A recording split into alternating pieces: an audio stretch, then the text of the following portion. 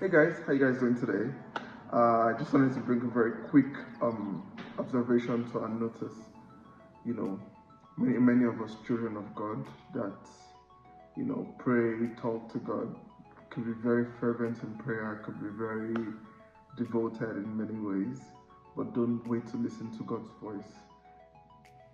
One of the very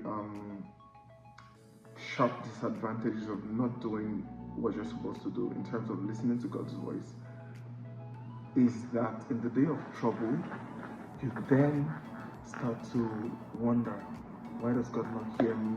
Why is God not attentive to me? Why am I not getting answers to my prayers?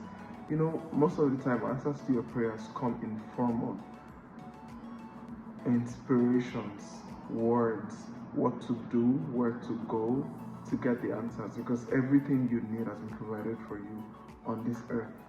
God has, in His wisdom, made sure that every answer to everyone's prayer is somewhere, somehow. It could be in someone's hands, it could be somewhere you need to go, it could be in something you need to do, but the answer is somewhere.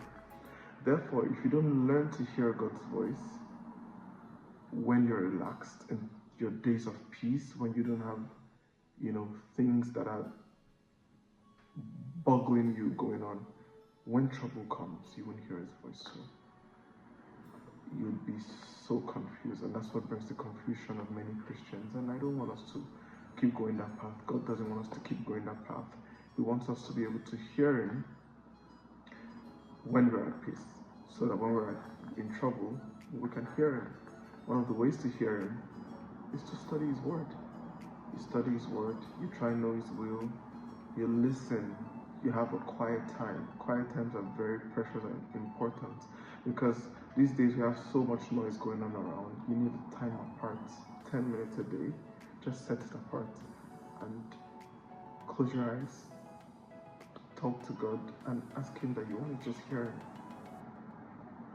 You might think it's not important when you don't have things going on, but that's not what God thinks. God thinks it is important that you hear Him when you have things going on and when you don't have things going on, so you won't have to worry in the day that you have, adversity knocking on your door.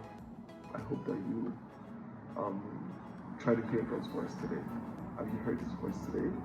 The Bible says that man shall not live by bread alone, but by every word that proceeds from the mouth of God. Therefore, if you need bread every day, how frequently do you think you need God's voice?